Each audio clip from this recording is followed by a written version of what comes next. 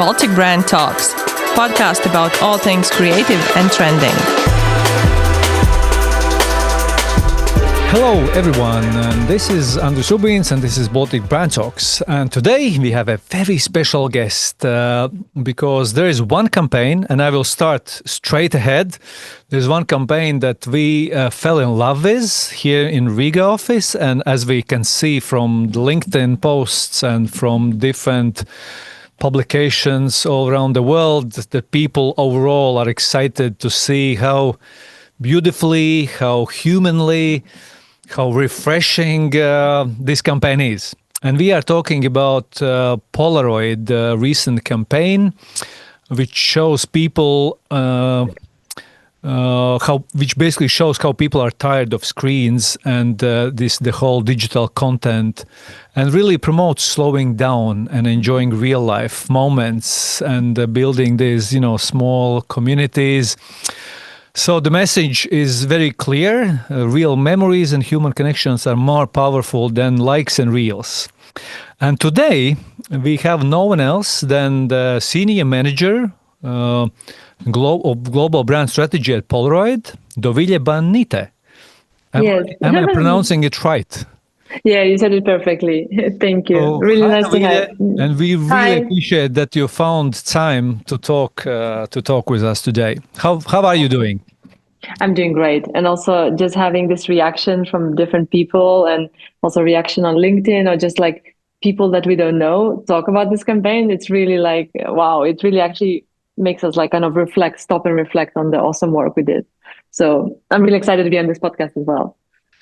Yeah, and maybe before we jump in your background and your experience and how come that Lithuanian is part of one of the most exciting brands and campaigns globally, but like still on this campaign, and I can say like some of those slogans or messages that you had in the campaign, like you can't generate the sand among your toes, or no one on their deathbed ever said, I wish I'd spend more time on my phone, for example. Yeah. So how did this campaign started, and where it started, and what was the brief? Yeah, and it's actually also brought camera to show you where it all started. And like this campaign was 1 year in the making, and it all started like, we have this new amazing Polaroid camera flip, because it also flips, so you have this huge flash. It's a camera inspired from the past, and our product team re-engineered all the best technology. There's like sonar, autofocus, basically our subject is always in focus. There are these awesome lenses, there's this flash, and it's basically a point and shoot camera, right? And at the beginning, we all, especially if you work in-house and you start kind of obsessing about product and the features and glorifying it, at the beginning, we're like, wow, we're going to talk about, 80 years of innovation and these features and all these things, which at the end, of course, we did talk about this. But at the same time, when also my role as a brand strategist is also to look a little bit outside the world, and like, how do we even make it relevant to the people outside of the walls of our office, right? I'm sitting now here in Amsterdam in Polaroid office. And there was just this beautiful, a bit like aha moment where we're thinking like, why would you even launch a new instant analog camera in the AI era and this, super pixelated camera era and the smart lenses era? And then we kind of thought like, well, if we actually want to attract new people to instant photography and Polaroid, we actually have to be leading with emotion. And it's also like, I'm a bit of a nerd of marketing and advertising. So like, I'm a big believer of, emotional brand building, how it drives long-term also growth for the brand and the company. And how do you address people system 1 versus system 2, what's needed. So I was like, this is brilliant. We can actually, we want to like trigger emotion. That was the starting, like kind of like, okay, how, like, it's a bit crazy that we're launching this camera in the era of AI. And like the brief almost to the creative team was kind of, reconnect people back to the magic of analog.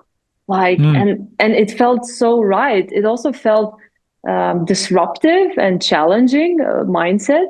So that was like a little bit like taking all my experience before, like I used to work also in ad agencies as a strategist, taking all the knowledge. We also started brand building journey here when I joined 4 years ago. So it was like a step-by-step process that led us to actually this big moment. And then we just got this aha moment. And then, yeah, I gave this brief to creative team. And then, then we actually got to some really nice work. So what was the moment when you felt this is it? Like, was it one of those copyright like pieces of brilliant messages that triggered your team, and you felt this is here we go. Let's just expand on this. I think it was like it was a kitchen review, early kitchen review, right? With me, with the head of marketing and creative director and the creative team, where in kitchen reviews are a bit less formal, right? Yeah. And it's like, hey, I think there were 5 different teams on the top on the table. And when one like this specifically, this platform, this idea of like the best of life is analog, kind of rooted in this mindset, was one of the routes. And I felt goosebumps when the creative director and copywriter were going through the lines and Polaroid images. And actually, I don't even think if we tweaked any of the lines. I was like, this is the right way.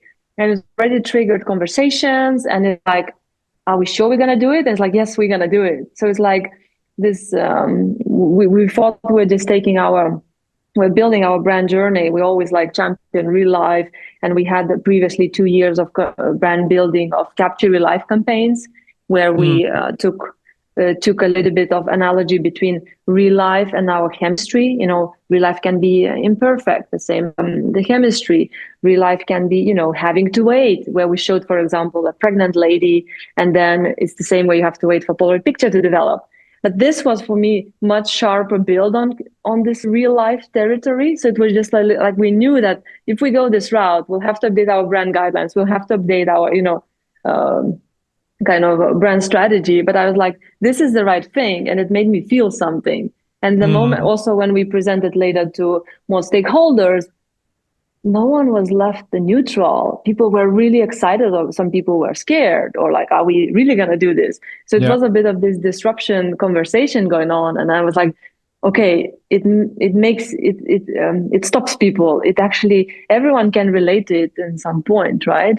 And this thinking of like, that's the beauty of also instant analog photography, right? It really makes you slow down a little bit. And we're not saying to replace your phone or smartphone with a Polaroid camera. We're just talking about alternative, right? Complementary medium for taking photos and maybe capturing moments, and just embracing a little bit of just real life, the raw, unfiltered, the life outside the screens, which actually is so relevant. And so I think also Polaroid has a really meaningful role to play nowadays.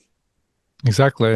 Kind of balancing back to the physical connection and exactly, real life kind of emotion. So, I mean, I'm also a big fan of photography, and I have been experimenting also with different analog cameras, and of course it's more expensive. You never know what you're gonna get.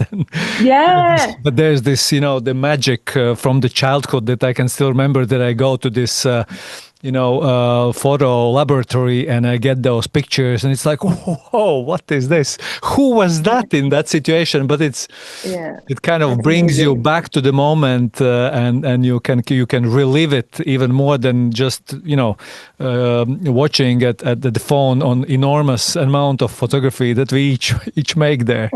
And it's exactly what you're saying, right? Like, people have thousands and thousands of pictures on the smartphone, and they take 1,000 pictures, but they never look at it. But then you take a picture with like a Polaroid camera, and there is this element of physicality, what you're talking about, right? It was always part of Polaroid. Actually, that's how Edwin Land got inspired to explore this kind of photography medium, because his daughter said he was using, I think, just a simple camera, and the daughter said, well, Daddy, why can't I see picture right away, right? This magic of developing and the physicality. And actually, for a lot of people, and the people that we talk to, and audience, and just from general studies, that this picture, this physical picture, it's one-off, you cannot replicate it, and it has really much deeper emotional value, like exactly what you are talking yourself. So yeah, that was really like going back to the roots of it and just like celebrating, reminding people that actually the best of life happens in the real physical analog world, right? So Mhm. that and that just fell into places and it was really easy to grasp. And that was after the kitchen review, I just full on behind creative team and making sure that we get the buy-in from everyone to go ahead with this. And we wanted to do it bolder and more disruptive also with how we spend media money, etc. So Mhm. I hope this answers your question. Yeah, I mean, I've seen, of course, I think the most popular kind of touch point or kind of the material and visuals from the campaign are these posters or outdoor series. And actually, one of the other one which I really love was the question. Remember that night we spent on our phones? Because the answer is me neither, and then there's Polaroid photo in the middle. So absolutely beautiful, kind of this.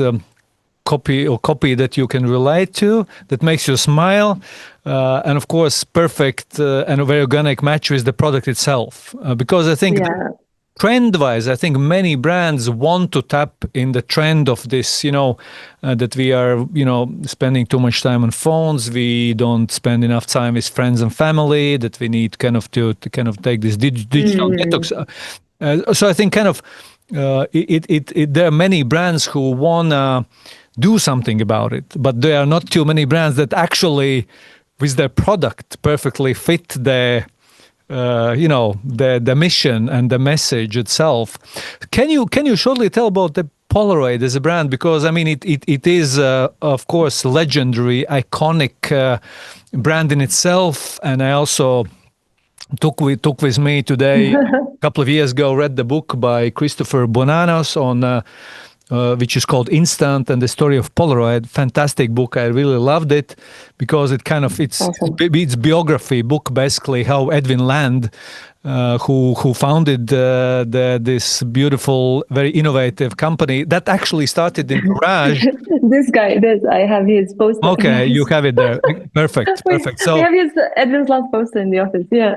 Sorry. So he started in garage, and then of course created this multi-billion kind of miracle for most of the world, because the product itself was kind of a magic for many years, because it get kind of really, whenever you had it, it kind of felt that you are really this creativity and technology, like where it meets. Yeah, so and there's no wonder that even Steve Jobs was kind of really inspired by Edwin Land and by the whole Polaroid kind of approach and story, and he's been kind of also in his own biography quoting often Edwin Land and Polaroid concept. But we also know that Polaroid unfortunately did not, let's say, react to the reality of time, and actually company was ended, Bankrupt. Yeah, yeah. went bankrupt, and unfortunately the whole fame and glory was gone. And then of course there were several kind of ways how different people or companies try to bring it back, and looks like somebody did it. So can you tell the story, like from where you are today? I think in Amsterdam, Netherlands, right? Yeah, and it's exactly what you're saying. Like sometimes, like it's like we have this brand name that's bigger than the company. Like, and Yeah. it's also what you're saying. Like back in the days, like Polaroid was like super innovative, revolutionary product, right? And like back in the 80s or 90s, like probably every household had a picture of Polaroid, picture of their family somewhere at home. And then it went through kind of this like kind of non-existent, right? Because Steve Jobs came with the smartphones and everyone just dropped it, and it's kind of like companies like almost went bankrupt.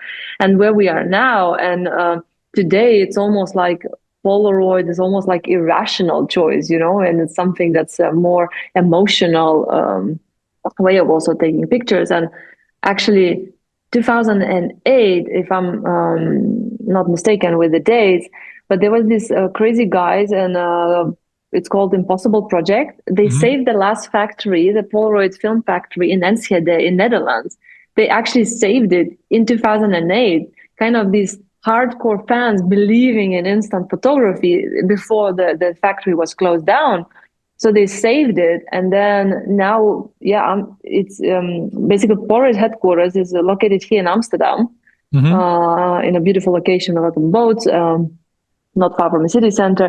It's working a lot of young people here. It's not a startup anymore. It's more like more maturing company, and and actually, we even saw. I joined the company 4 years ago. I think that was COVID times. Yeah. And we actually saw a lot of people turning back to kind of instant analog photography, to this medium, looking for something more meaningful, something away from the screen, something from the fatigue. And I think we're in a very unique positioning. Like really what I said, like our brand name is really bigger than our company. And really is our mission to provide cameras to a lot of people and attract them to instant photography. And yeah, so it's like this disruptive mindset was already there, even with Edwin Land, but also later with the Impossible Project, the pioneers, the people who bought the factory, who really believed in it, who were investing in So actually. you can say that fans basically saved the brand Yeah, yeah. and And made it to the next level. Or like, and how big is the company at the moment? Like, what is the size of it, or how many people are you? I would have to double check the numbers, but we have, I think, in Amsterdam, like 100 people. So this is Mm. headquarters. Then we have also, I don't know how many hundreds we have in Enschede in a film factory, but we also have then people, research and development, and then also we have engineers in Taiwan, and also people making cameras in Taiwan, and also Monheim in Germany. There is another factory. Oh, so maybe 300-400 people. I don't know. I can double check the numbers, but I don't Mm. know by heart. But it's just perfect size company. Actually, what I love about it, it's not a super huge corporate. It's also not a Yeah, startup. yeah. So whatever we do, we can like. I also That's what I also loved when I got opportunity for his job. That it seemed like any experience I had in the past in advertising, I was like, wow, I can have immediate impact Mm. because it's also much faster approvers, much faster process. We also have amazing creative team, and then I work with the best creative director here, Patricia. And yeah, it just literally took the right people in the right place to also Mm. get to this amazing kind of campaign. Sorry, I So, went talking too much, but yeah. no, perfect. I mean, that was my next question. Like, what is like creative team that you're working with? I understand it's everybody's in house, or you also It's partner some external partners. it's actually very unique. We have in-house creative team. Hmm. So this campaign is developed by the in-house creative team, and yeah, it's kind of really amazing vibes where we all sit in the same area, and then when my job is more to understand the business needs and what products are launching, the audience, and then bringing it to creative team, and then going through the whole kind of creative journey with them. I think it's really amazing. I think that's also what I love, that it's when you work in house, you kind of building. I know when I worked in agencies, when you're a strategist, there is a pitch, there is a client, but sometimes it's a bit shorter term, right? So you don't Yeah. see this long term building and what you're investing in. So yeah, and then when we actually, so we have creative team, but we always like we wanted to get to like distinctiveness, not only in terms of voice and messaging, what we stand for, but also in terms of visuals, right? So the pictures that you also see in the campaign, it's actually Polaroid pictures. But what we do, we collaborate with creators from around the world, photographers, right? Mhm. So they're kind of extended of our creatives, because we would send them the camera, send them, let's say, the line, right? Like, for example, not real stories, not No stories stories and and reels. real, Yeah. yeah, or doesn't connect to the cloud, but connects you to So each other. you send those stories to content creators and gave them Polaroids, and then they actually kind of made the photographies. Yeah, we have an art buyer, and she has a network of photographers, right? Mm. Creators, but photographers, but also just real people who love. They're not like famous photographers, but they're like Yeah. just really people who are really interested in what they do. Like maybe some person is documenting motherhood, or another person is talking about love stories, and there was an old elderly couple, right? Or another person, another photographer was really into youth storytelling. Yeah. We also Yeah. so we actually send these cameras with the lines, and that was the brief kind of. And then the stories, the pictures we get, it's amazing. You can't even stage it like this. Like if normally you would Yeah. do a shoot with either through the agency or through our own resources, like fly somewhere, set it up. But then how it's big scale if you want to talk about different scenarios in real life, right? The best of life is analog, and Yeah. a person on the beach in somewhere in South America versus a guy in Berlin in a concert versus a mother somewhere else, um, or in somewhere in Asia. That requires huge scale of, let's say, production, right? But if you work with photographers, and the beauty of it, everyone loves Polaroid. They're like, yes, of course we're gonna work with you. Yeah, of course. And they actually sometimes bring their own angle, and then it's like we represent real unstaged stories, and that's the beauty of it. Yeah, definitely also feels much more authentic than, if you would just organize the shoot or have stock Exactly. hopefully never. Exactly. Yeah, so that's fantastic, and also I think the campaign did not only have a kind of outdoor. What were other elements? Like you said, it's a new platform basically. So what are the other touch points and other kind of pieces of Yeah. elements in the campaign that? Yeah. So we looked at it as the integrated and also full funnel campaign, right? So for awareness layer, we lean into really like out of home and these taglines with our picture to kind of get people stop, reflect, and kind of like or think about it. And that was mostly in out of home. Mm-hmm. But we also have media team, and we also know that just leading with pictures in on digital platforms like Meta, TikToks of the world, or YouTube might not really work or might not resonate. So we also have extensive, and I think it's still running, creator marketing campaign. So we're working with actually creators who embrace this mindset, who also already kind of naturally do and like talk them about flip to their audience. So creator marketing is one thing. Then another part, we made this kiosk, like flip kiosk. So it's a really beautiful booth, and it's like we made like phone-free walking tours in Paris and Tokyo, and also London will happen in August. How does that work? I read about it, but I was trying to imagine how it works, but maybe you can explain how these phone-free tours work. So people can sign up if they get notified about it or get invited or see somewhere, right? Or through retailers, right? We invite people to this experience, and basically people can lock their phone away in a locker, and they're given a camera and a film. And basically they're going on a tour for 1 hour exploring the city. It's a guided tour.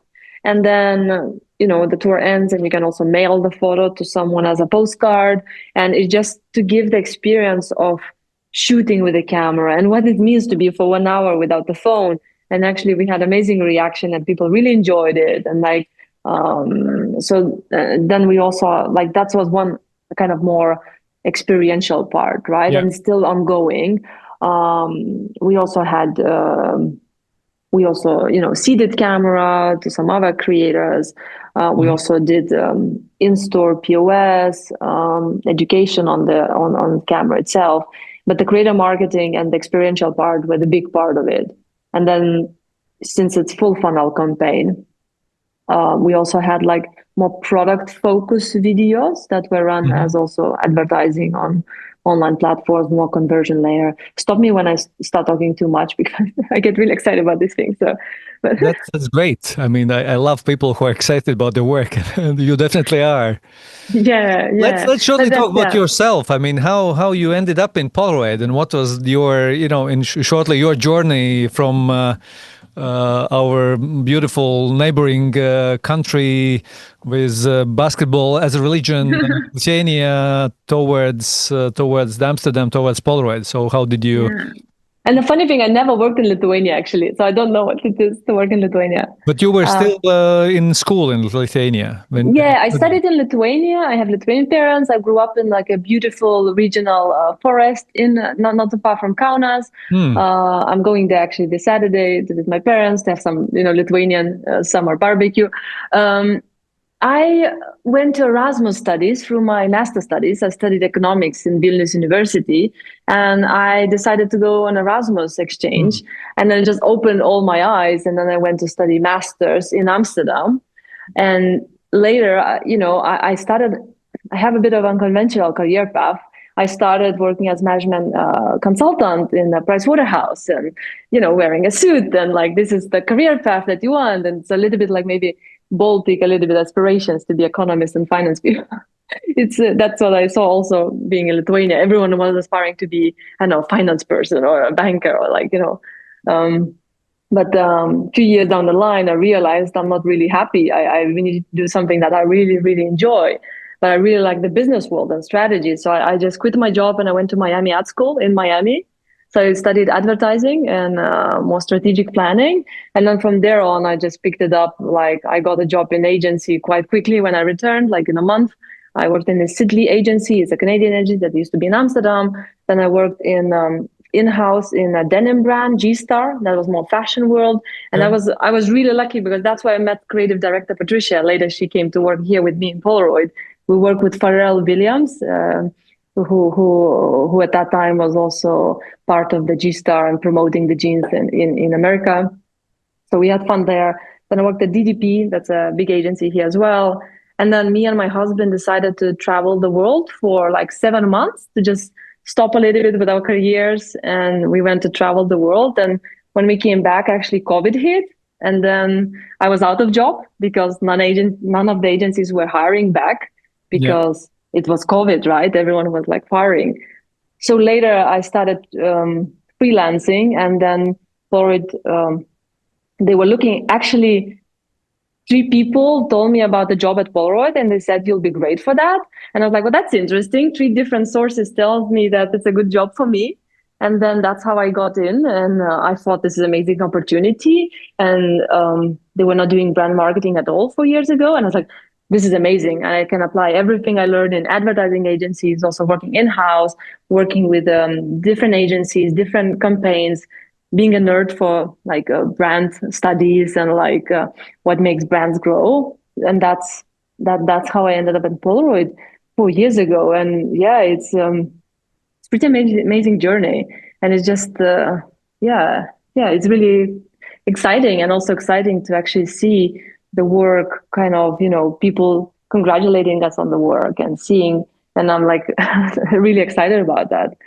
And, so you've spent approximately 4 years now in the Polaroid team, and this is, I think, the first time the world talks about it. So, and you obviously have done different campaigns and activities and content previous years.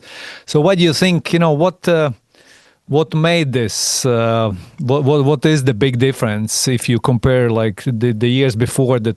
Most probably also Polaroid was trying to kind of celebrate analog and kind of. Well, we started journey like back. We did repositioning, and we said, well, we'll talk. Like real life is that's what we champion, right? And we did campaigns that were great and really worked for Polaroid, and everyone loved it, especially internally. But it felt like we had to do something more disruptive. So the first brand campaign we did was Capture Real Life, the one which is perfect for Polaroid, right? Capture Real Life, and then you have these Polaroid pictures. We would do full bleed or Polaroid images, and then you have a render of a camera. We were promoting also some different cameras, more classic ones, and the mindset was all rooted in the chemistry, right? That the Polaroid chemistry is something very specific today and very special. It's this dreamlike aesthetic. It's imperfect. It's not pixel perfect. So the philosophy was already rooted there. In the imperfections, and then we try to find this analogy between real life and Polaroid chemistry. And that campaign also we had out of home, like in London, in Amsterdam. I think I was even pregnant at the time, and there was this poster of that we made with one of the ladies from one of photographers. There was a pregnant lady, and the line was saying in this Polaroid picture, saying, "Real life is having to wait." Right, she was like pregnant, but also the same as Polaroid picture develops. So I think I went on maternity leave, and then later we did second.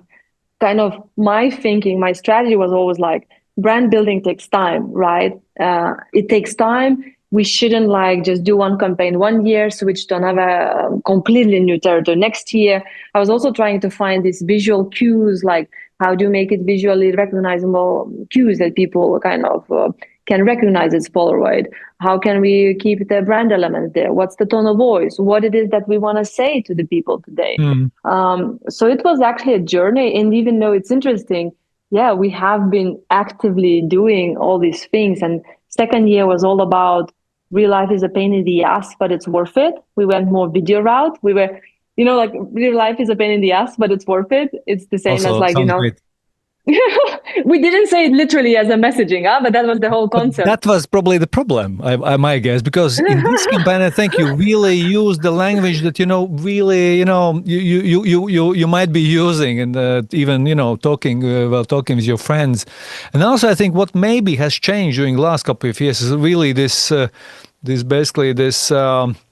Overexposure of this AI visuals, these very fake, photography, videos, Yeah. basically just flooding our screens and streets. And so I think the more we see these very artificially created things, the more I think people are nostalgically kind of looking after something which is, painted by hand or written by hand or created by physical person. So probably kind of if you would do the same campaign maybe 4 years ago, probably it wouldn't make so many people so, just saying, yes, this is how we feel today. I can totally, put my And signature. And it's interesting enough that 3 years ago, when we launched the first brand campaign, I think we also had bigger budget, and then we ran in more different countries out of home, right? But what you're saying, and with Flip, we also had a challenge. We had tighter budgets, tighter media budget. Like, how would we spend it? And then we had to really, our dream was to really do it in front of, like, in Silicon Valley, in front of Google's and Apple stores, and really get the conversation going. And it's really expensive placement, right? But I think this is what's the beauty, that everyone relates to this advertising, or this message. I wouldn't even call it advertising, more like a message that we're trying to just reconnect people. And a lot of people, actually, we got our creative director, Patricia, she got a message on LinkedIn from a Google employee saying, hey, actually, it made me smile. Or we had someone else from Google contacting us that they want to come work with us. And it's like, wow, it's amazing. But there is this, what you're saying, there is just something that it's a proof that with less budget and less resources, you are able to do more if it really, you do something more disruptive and something that really, really lands the points, right? That's really, because if we shout it really loud about this button or something else, well, who would care, right? it's Well, it really would hard. still reach these, hardcore fans of analog photography and Polaroid, but probably would not reach, masses. That's exactly what my also in the brief, like looking at the audience. If we want to reach to our instant analog fans and hardcore, it's enough to talk on Reddit or Instagram, and they will be already kind of sold because they reminisce about the Sona technology or things from back in the days of Polaroid technology. So, but the brief was actually how to reach people who don't have even instant camera yet, people who have this unmet need in photography, who take maybe pictures with smartphone, but somehow feel that it's not so meaningful. And is there another way of doing that? And that was one of the challenge, like, how do you reach someone who maybe doesn't care about all these buttons, but actually might be interested in the overall concept and philosophy of instant photography? So, and I remember we in the creative agency Magic that I represent. We were working also a couple of years ago with our telco client LMT, and the brief was like, how do we, celebrate 5G technology? And just like you told about Polaroid, like we started with all these, technical features and benefits in this seamless kind of, connectivity and all these technical, physical opportunities that it will, bring to business world, to startup world, but it always felt, and it's still kind of, it's still technical. There's no emotion there. It will not fly. And so Exactly. we ended up shooting a film with 30 horses during the night in Riga streets, and these 30 horses, like in the very center of Riga, were riding, where we're kind of running, and it was just like showing this opportunity, the freedom, the power that we will have, but not showing any of the, gadgets That's or amazing. I'm getting goosebumps. That's the right thing. Yeah. yeah, and It's exactly. So amazing. It's amazing. Yeah. we started with physical, technical features, ended up with 30 horses and no kind of technology involved in the story. And again, like you said, also people were super emotional and they just wanted to explore more. But yeah, so we didn't give any answer about what 5G will bring, but we gave the feeling The about it. feeling. Yeah. That's the beauty of it. And it's really, yeah, it's really great that also a client bought into it. It's amazing. So yeah, it's happy to experience those moments when you start, getting those emotions from people back in different But forms. I think also like I can imagine like when you had this on the table as a proposal, it also takes guts from the other side to actually go for it. You kind of need to understand what makes people brain tick, right? Or what associations you want to bring to the people's mind, right? So it also takes kind of being brave on the other side as a client to go for it, and someone that really gets it. So that's amazing. Definitely, definitely. But also like whenever you have these very practical kind of messages, the people they kind of like it, but you feel that there is no energy in the room. There is nobody is like getting this, I don't know, these faces, smiling or laughing or whatever. And whenever you bring something very different, like very emotional, you just feel it. It's just there, and nobody is kind of complaining anymore that maybe this is not the main feature, maybe this is not the right angle, because there's nothing to talk about. It's purely just emotional, right? So, but it's not always easy to get there. So really, congrats once again that, Thank you with you. your team has also managed to crack it and make our team in Riga kind of be positively jealous about this campaign. That's Uh, amazing. Yeah. yeah. So, what about yourself regarding AI, regarding kind of all these new tools? How much you experiment with them? How much, like, what is the role of AI in your life today? Um, I practice a lot of meditation. So also like like usually usually like as a strategy, as a good strategy, you also bring something like truth from your own life that Yeah. you believe, the values, and it's really beautiful if you also work then with a brand that also aligns with your values. But I also I practice more. I read a lot of books about digital minimalism and like what it is to your brains and the science, what it says, right? I try to even like wake up in the morning, not check my phone until I get to work, which is awesome. Also, when I was pregnant and my son was born 2 years ago, and before I went back to work, I really appreciate these moments where there's not so much screen time and just appreciating slowing down and just experiencing the world for the first time almost, like my son just exploring, I don't know, bug or a spider. He sees a spider and he says, in Lithuanian, by the way, he speaks I teach him Lithuanian. Yeah. Anyway, I'm now being a sidetracked conversation, but basically, I try to enjoy as much life outside screen as possible. Like I have to do it for my work. I use, phone. I try to use my phone. And so I'm not against AI or technology. My perspective is more, how can I do it more mindfully and for the Mhm. purposes I want? Yeah. Right. And for example, I would definitely use AI and lean to AI if I want to do quick and dirty research about something. If I Yeah. want to see what competition is up to. If I want to do, I don't know, just figure something out. I'm also trying to be more mindful how I use my phone overall. I don't have notifications. I don't have even notifications at work. Sometimes people, if they really need something, they can come to my desk. Then it's urgent. Mhm. But it's more, I think it's crucial if you're a strategist, right? Like I'm a passionate strategist, and it feels like sometimes I cannot do deep work if I'm constantly distracted by emails, by chats, someone needing something that's not even urgent or important. But if Mhm. I have the strategy to make for in 2 weeks or in one week or creative brief, I think most of the best ideas for my strategy decks came, I don't know, late at night or before I was even pregnant, before I had child. Like I had a glass of wine and then I came up with this amazing idea how to make something distinctive for Polaroid.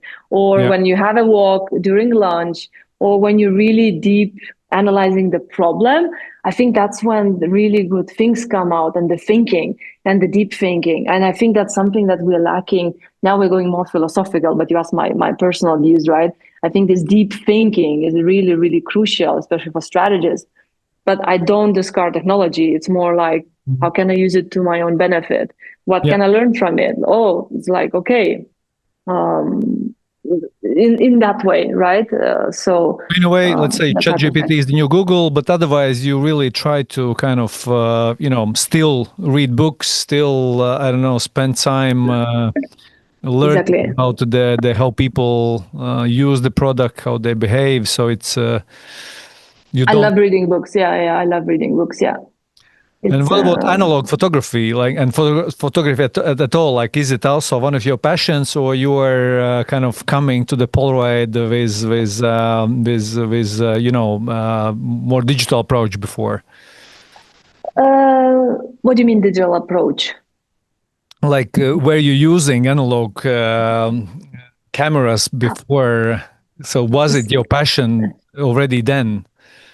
I used some analog photography before. Yes, also like photography, creativity overall. I also like painting, but I wouldn't call myself a hardcore instant photography. Let's say a hardcore fan, or like there's so many people who know much more than me. But maybe that's also my advantage as a strategist, because I Yeah. come with fresh eyes and begin eyes, and that's how people are in the world. Mhm. I'm a really passionate strategist. I definitely use much more instant photography now. Also, we also get the free film at work, which is awesome. And we have the cameras to try. I always try to try new cameras, take pictures. I also see that, so at home I have like a Polaroid wall and pictures on the wall, on the fridge as well. Yeah. And it has such a bigger emotional value, these few pictures that I have Mm. with the friends, with my son, with my husband, with my mom, with my dad. It's just, and something that I also give as presents. And Yeah. it's just really, really beautiful. And it also, I also saw, like, if you have friends coming over, everyone starts chatting about it and I want to try it. And suddenly you have, someone taking picture while everyone is Mhm. like posing. It somehow doesn't interfere with the moment so much as a smartphone might do. Like if everyone takes out smartphones and then everyone checks something, wants to show you something, you kind of lose the moment. But the camera kind of brings you together and really makes the moment better. But I wouldn't call myself, let's say, hardcore fan or a professional photographer. It's more like I like taking photos. I like taking, like moments or feelings I like. So, Yeah. Yeah. but now I definitely take much more photos. I Yeah. experiment much more because I also have access, and that's also part of my job. My job. I think having these films for Polaroid is a big benefit. It's quite expensive today.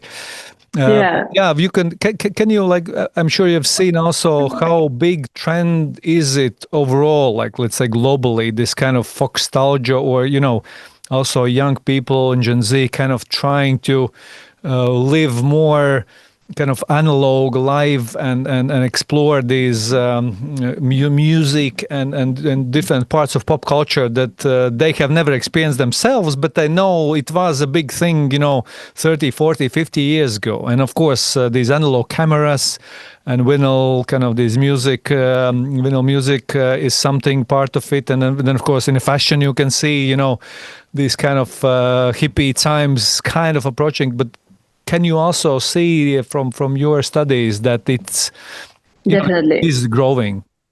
There is also one thing that you're talking about. There's one term called anamoya. It's basically young people having nostalgia to the times never lived. Yeah, yeah, That's crazy. And it's almost like if I talk to my husband's niece, she's 13 years old. So she's just like Gen Alpha, right? For her, it's innovation. Like, it's amazing. I can have a picture in my arms. For her, it's innovation. Actually, it's an innovation for a young person. And mm, that's just fascinating. And then they appreciate it. There is I definitely see it also in Gen Z, also millennials. There's this craving for experiences and physicality, and also people just craving less pixel perfect lives. It's almost like that was the promise of social media, right? 20 Yeah. years ago, that it will connect us to each other better than ever. But it's almost like it failed, and everyone's just feeling lonely and burned out. And there are also stats saying that the people feel super lonely or super burned out, or they have screen fatigue. There's this even crazier thing where I was doing some studies about summer and vacation, and it's like people cannot disconnect on their vacation, or they just have the screen fatigue, or people pay thousands of euros to go on kind of retreats where they take away your phone. And I've Yeah. been to one as well, which was an amazing experience as well. But it's definitely something that also during COVID times, that was even rising even more, because people Mhm. really wanted to, I don't know, go out, do something real in real life with real things. Remember when we were all locked up? And now we also see across the globe, and also with the younger generation, just appreciating the physical kind of photo. But not only the physical photo, you also only have 8 shots in the pack. It's almost these 8 shots in the pack will connect you to life more than 8,000 digital photos that will you'll never look again. So Yeah. that's also I think that's the beauty of also the our positioning Mm. and champion real life, that because it's just so relevant. And I don't think it's a trend. I don't think it's a one-day trend. It's No, I something think that people are craving it's for. evolving. Like, and also in our agency, like whenever we do parties, most often we will have also these Kodaks or these analog cameras, or sometimes even something like this. Yeah. Recognize this is my present from my daughter this Christmas. So she somehow also thought that I might be a big fan of this, and of course I was really happy to receive this very kind of nostalgic camera as well. So I think the trend is that of course we still have phones, and it's something that the camera you always have with you, and you can't probably, like you said, Polaroid will not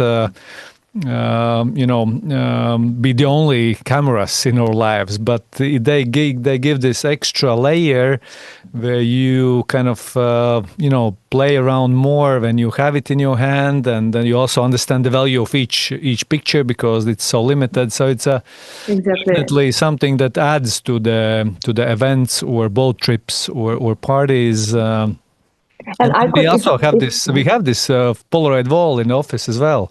These pictures, next to each other. that's beautiful. That's really nice. Can I just add to what you were talking about, young generation? And it's like, Yeah. if I just may add, it's also like the new generation, also especially Gen Z, that's growing up and also spend their most precious time in COVID, and also this social economic uncertainties.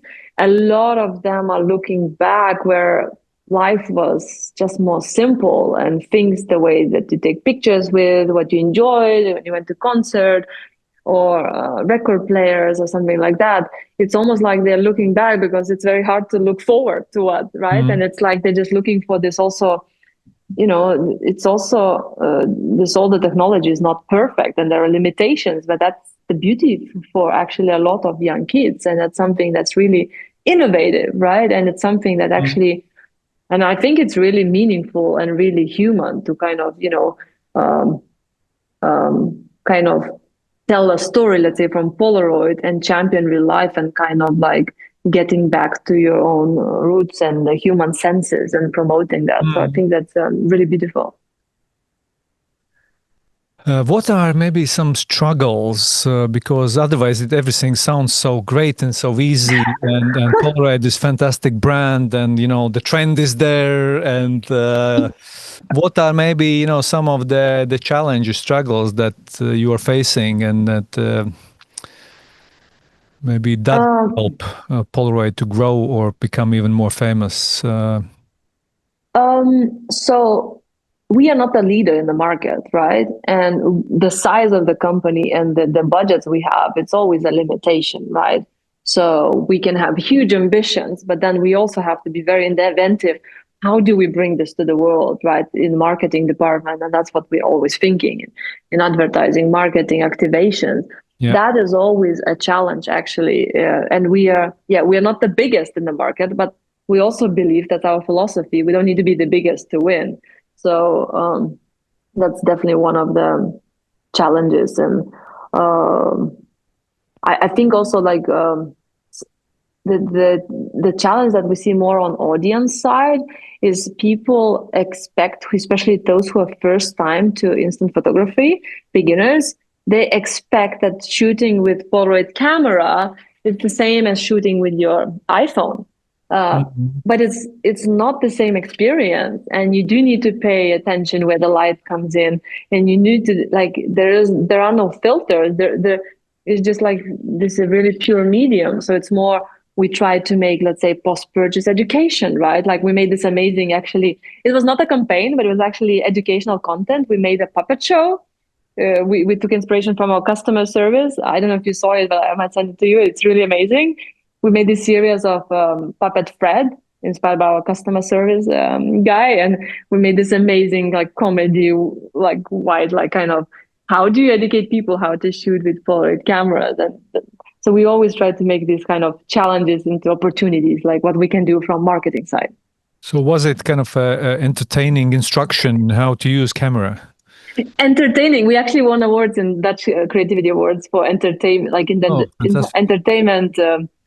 Entertainment category, something like that. Yeah, it's amazing. It's Now, basically, please yeah, send me the link. We will add to the episode also the link to the campaign and also some other kind of examples that we are mentioning yeah. here. It was. I think it was the brief where so I was super bored with the project, but we still had to do it. And that was my brief. How do you make something super boring and unattractive, like I think educational, it's instructional thing that you normally see it like people doing it on the table with the plant here or with the hands? How do you make it into something people fall in love with? Kind of, mm, this is the first entrance to the brand world, to Polaroid. mm, And that we ended up in a puppet show and winning some advertising awards and just people loving it and people asking, fans asking for follow up or so as we just trying to also have fun a little bit and have this mentality of like what can we do and kind of think bigger. mm. How do you define like what is the role of strategist today in the world where kind of everything is changing fast and you have to be almost expert in so many directions and platforms and you have to I don't know be in TikTok and Snapchat just to understand how people communicate today. Like would you define the role of strategist and maybe what's the parts what is the part of it that you love yourself the most? I think that I understand what you're talking about, like how do you follow up on everything that's happening. And I usually try to also ask, like, when I want to know something about Gen Z, I go talk to Gen Z. I want to go talk to, I don't know, to my colleagues or social media manager and like show me what's happening. But I think the way I look at my role as a strategist and working in in-house brand, right? I don't work in an agency anymore, but I work in-house. I think my biggest job or my task is to represent the outside world, Hmm. almost bring back perspective and push back. Why would anyone care? People sometimes get annoyed about me asking these questions. Sometimes I get it, but I'm like, why would anyone care? Why would anyone, like keep asking these hard questions until we get to like, okay, this sticks. And like, um, yeah, I could talk about like understanding business and what we need and the challenge and writing creative brief and working with the channels and all these things. Yes, that's part of the job, but I think the biggest job is like, does it make sense? Does it click? I think it also brings a little bit like, I think as a strategist you should also have good understanding what makes brands grow. That Hmm. it's not just about doing the new shiny thing each time. It's also how do you build a brand? How do you make it recognizable? How do you make people feel something? How do you actually repeat these things that gets in memory structure? So, but in simple words, I think it just represent like kind of be the voice of outside, talk to the audience, do audience studies, run brand studies, understand the perception. I think that's the job of like really understanding what it is, how people understand your brand, basically what do people care about. This is what you want to kind of what you want to talk about. What's that middle point? What's the Yeah. relevancy, right? Yeah, I think we call it brand role. Of course, there are many other words or kind of terms, but it is like if we have our own strengths as a brand, and then people dream about something or they Yeah, yeah, struggle with something, and then if we really find this golden place where those two worlds meet, then it works. yeah. Great to hear. And what is your inspiration? I mean, there again, we have to, still be up to date, and in terms of marketing, in terms of how people change. Like, what's your favorite sources? Is it podcasts, or is it? I heard that you might be in one of my favorite podcasts soon. Really? On strategy is something that I love to listen by Fergus. Oh, we talked to Fergus last week, Study Showcase. Yeah, fantastic. I can't wait for that conversation as well, because that's one of my favorite podcasts where you got to meet those people behind the brands that you love, the brands that you admire, and you hear those thoughts and voices from strategy people all around the world. So that's one of my favorite, but of course there are many others as well. So where you get inspired, where is your kind of how do you keep yourself in shape in terms of marketing and strategy? I read a lot of books, and I have to be really honest with you. I haven't been really updating myself lately because I have a little son at home. I'm a mom, and now I'm a working mom, and I even like work part time here. But I have. That's your podcast, probably. This is the conversations you're listening to. That's my podcast at the moment. But really, I think maybe that's also my advantage, that I'm not so obsessed about understanding every single thing that's happening in the world. Also, they can be positive where I don't watch the news or something because it's just too much, right? But no, but before I had a son, like I love reading books. I love Byron Sharp, like How Brands Grow. Yeah, I love System 1, System 2 thinking. When I worked at DDB agency, they also had Les Binet, the long and the short of it. Like I would go to these like workshops, sessions. So wherever I can, like attend these podcasts. I haven't been listening. There was something about no, lately I was just watching this YouTube guy. What's that? Diary of a CEO, but it was different topics. He touches different okay. topics, not so much Okay. about. But I read so many books about advertising and brand growth, like. You But can yeah, afford not to read it all. for a little while because it's Yeah, sure. a lot of things are changing. But Mm, I haven't been actively like going to conferences or something. I was just like living the mom life and just yeah. like figure out like why would anyone care about like Polaroid cameras. But I think if you are a strategist and like the books, the podcast, I think like-minded people, like I'll also get a lot of energy like talking to you, talking to Fergus.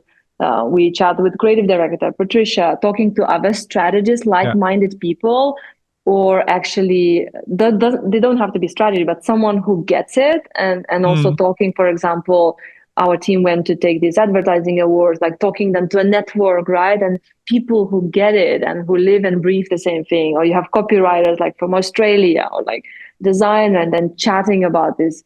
I think that's also power of just chatting with like-minded people. yeah. And then also, of course, then listening to podcasts, reading books of the people you like. I really like Byron Sharp, and I was a lot like inspired a lot from Mm, him.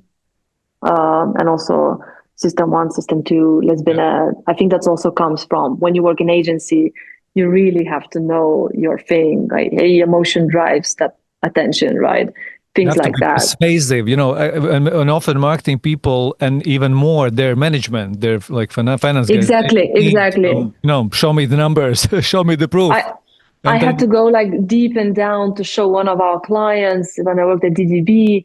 There was something like dogs and cats food, I think, client yeah, show that the old-fashioned brand studies don't work anymore, that you need to lean on system one. How do you make it timed? And then you will go in this length of analyzing their own yeah, JFK Ipsos studies, but then looking at like what the new type of study should be, right? So I think you really go through the school of education. I'm really grateful for that. Like, I think I wouldn't be a strong strategy if I didn't go through in-house and creative agency.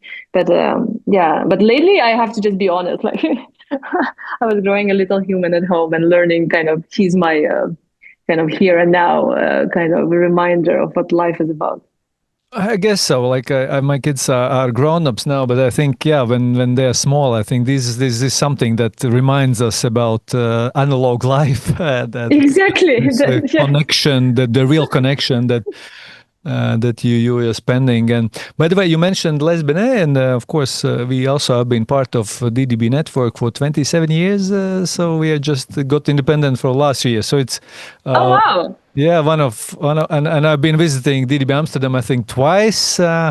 Also, a fantastic agency, and also all the historic central behavior work is fantastic, and many other. But yeah, Lesbian has been our guest in Riga for Baltic Brand Forum already twice. That's amazing. That's amazing. With the of course the all the marketing effectiveness studies, and this Mm. helping really persuade marketing people to be more bold, and probably also kind of understand that this resonating tapping into culture brings better business results. It's not just to win awards, it's really about kind of Exactly. building Exactly. better connection with communities and people, who will become hopefully your fans. And this year, the Baltic Brand Forum is for the first year in Vilnius. So we started to travel last couple of years from Tallinn to Riga to Vilnius. So we'll be in 26th of September in Vilnius again, collecting fantastic keynotes from Lego, from Heineken, Heinz, and different. Marketing teams and agencies, and different parts of the world. And of course also we'll have some of the brightest Baltic marketing people, and some of the most interesting case studies. So it will be a fun event, hopefully again this year. So Nice. if your 26th of September is not yet booked, you are more than welcome. You'll be our very special guest. And uh, it's amazing it's in Vilnius. I love it. Yeah, I might come. Why not? It's also amazing to talk to like-minded people. And also, I think that's why I also loved, like, I was accepted to come yeah, right away to this podcast because it was like, it was hitting my heart, right? I'm from the Baltics. Yeah, it's exactly. super, it's So also super nice you're making such events. yeah, it's fantastic event, and the mission is to bring Baltic marketing teams together, so we can share more, we can learn from each other more, we can work together, we can partner each other maybe more, but also just to see what is happening out there, because often you are so focused on your own agenda, and you maybe see outdoor ads on Riga, but you do have no clue about some of the fantastic brands and campaigns happening in your closest countries. But then also there's more and more this trend to centralize concepts and strategies and do pan-Baltic work. And then again, if you really want to be very relatable in all three countries, you just need to have those Baltic eyes and ears. So the mission Nice. is to bring people together, and of course also bring some fantastic guests from other brands and other countries, and just to be inspired. Of course, we also will have like performers, like Daddy was a milkman, will perform in the brand award show. The band, which is probably very famous, not just in Lithuania, but actually in Latvia and Estonia as well. So you're more than welcome to join. And the theme of this year of brand forum is tapping into culture. So basically, we will celebrate basically Polaroid style approach that you also wonderfully have tapping into with this campaign. That And sounds great. That sounds awesome. so I really hope to see you in Vilnius. But before we finish, we usually ask one or two questions to all of our guests, and one of the question is I think I asked already about the what inspires you. But the other question is, maybe there is a brand or a couple of brands that you love yourself, and you also think that would be fantastic to learn from them or invite them to forum next year's. Oh, so what are some of your favorite kind of brands that you follow or admire their work? Difficult question. I Besides also, besides Polaroid, I know it's probably fun. besides Polaroid, I also like the work that Oatly is doing, and also wow, I forgot the name, the water company, the really disruptive water company, Liquid uh, Death, I mean. Liquid Death. Yeah. Yeah, the more like also smaller brands are doing something like more meaningful. But let's say my favorite brands, I don't know.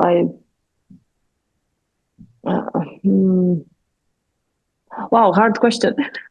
No, that's okay. I mean, you can just feel that you're so passionate about the Polaroid and probably also about the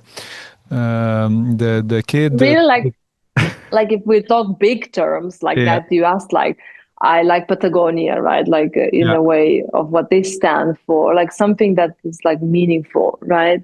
I also love getting the gear, or like yeah, we used to go hiking with my husband to the mountains, so like Patagonia backpacks, jackets, and things like they did in the past, like don't buy the jacket, right? Things yeah, like yeah. that on the Black So Friday. as we had liquid this, as we had outlay, so already in podcast and in the forum. So Patagonia is something that I'm writing down, and we should definitely have them because it's also one of our. Maybe some other Baltic, like I don't know, Latvian, Lithuanian, Estonian person working in Patagonia. I'm sure there's also an office in Let's Amsterdam, find and out. Let's find out. I think you can find it. Yeah, but that's sorry, I didn't expect this question about favorite brands. Usually, you would expect this if you go for job interview, but not for podcast. Like it's It's okay. Okay, you answered. And so, what's your ultimate goal? Like when you would close your eyes and think about something that you would really want to achieve in I don't know in next 5 or 10 years. So what's something that you would love to? work wise. It can be work wise. It can be also personal. It's something that you would be happy to experience or see. It's actually I'm at the point where now I don't know what's next. Like I'm so glad what I also like I achieved in Polaroid and with this campaign. It's also like wow, this reaction. We're actually talking to creative director Patricia and we're chatting like, what do you do when you think like what you wanted to achieve is there and then what's next? So I'm not rushing. I'm not rushing anything, right? Like yeah, I'm just like enjoying my time with my son and like trying to figure out like how I love to have fun at what I do and what I Mm, work and passion. But at the moment, like I don't have this like, what's the next big thing? I'm kind of just like taking it slow, seeing where I, yeah, I actually don't know. When before I had like, oh, I want to work in this agency. Oh, I want to like, like have these titles or strategy director, or like, I don't know, like growth in the career, right?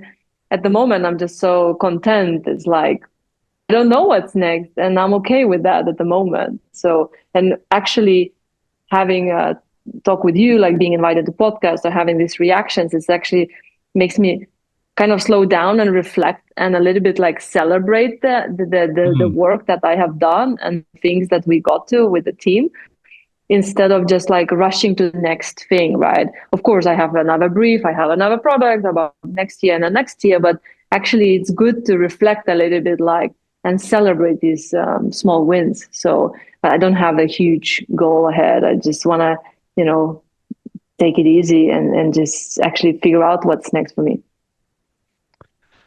that's a great answer. Actually, it kind of comes back to the Polaroid approach itself. Less content, more connection. Communities about experiences, not just likes and shares. And offline probably is really becoming. More, let's say, important because online has been taken so much away from Yeah. our time and from our friends. And for me personally, I think we talked about it. You asked about like what was my career, like where I came from, right?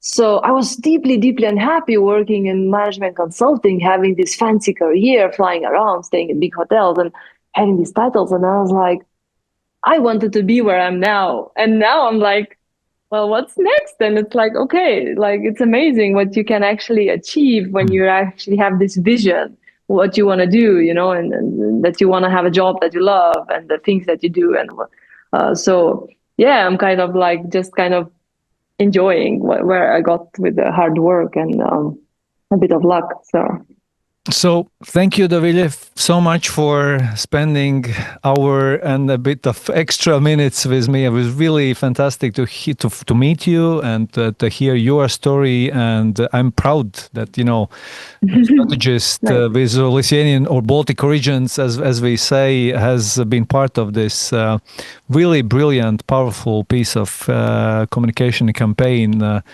And I really wish you the best of luck finding your next thing, or just really embracing where you are and just reconnecting with your family, and also good trip back to Lithuania.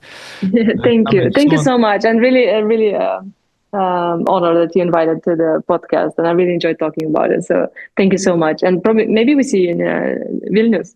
Yeah, if you can, you are more than welcome to be our very special guest this year. Thank you. Thank you Thank very you much. so much.